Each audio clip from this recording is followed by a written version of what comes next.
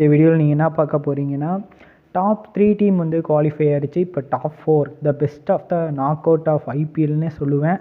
Reason என்னன்னா, இது வரைக்கும் இந்த மாதிரிலாம் நடந்திருக்கான்னு எனக்கு சொல்ல தெரியல. ஏன்னா ஒரு 2 பெஸ்ட்டு ஃப்ரான்ச்சைஸ்க்கும் நாக் அவுட் கேமு. ஸோ இவங்களை அடிக்கிறவன் வந்து உள்ளே போவான், அடிக்காதவன் வந்து வெளியே போவான். இதுவே இந்த சிஎஸ்கே தோற்றாலும் அதில் வந்து சில இன்னும் கொஞ்சம் வாய்ப்பு இருக்குது, அதை பற்றியும் சொல்கிறேன்.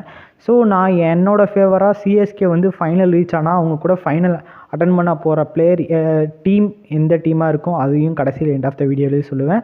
எதனால் ரீசன்னும் சொல்லுவேன். ஸோ மறக்காமல் நம்ம வீடியோவை ஃபுல்லாக ஸ்கிப் பண்ணாமல் பாருங்கள். ஸோ இப்போ வாங்க ஸ்ட்ரெயிட்டாக வீடியோக்குள்ளே போகலாம்.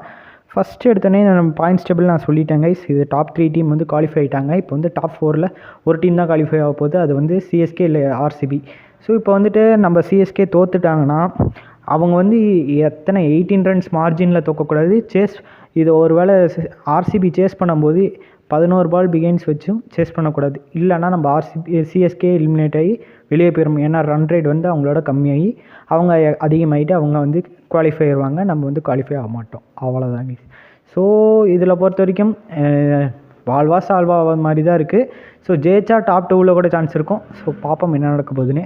ஸோ இப்போ வந்து அடுத்து என்ன பார்க்க போகிறீங்கன்னா, நாம் வந்து ஃபைனல்ஸ்க்கு ரீச் ஆனால் எந்த டீம் வந்து நம்ம கூட ஃபைனல் ஆண்டால் நல்லாயிருக்கும், அதை வந்து டீம்னு பார்த்தீங்கன்னா ஆர்ஆர் தான் சொல்லுவேன். ரீசன் என்னென்னா, டாப் 3ல் குவாலிஃபை ஆன டீம்லாம் எஸ்ஆர்ஹெச், கேகேஆர், அதுக்கப்புறம் ஆர்ஆர் இருக்குது.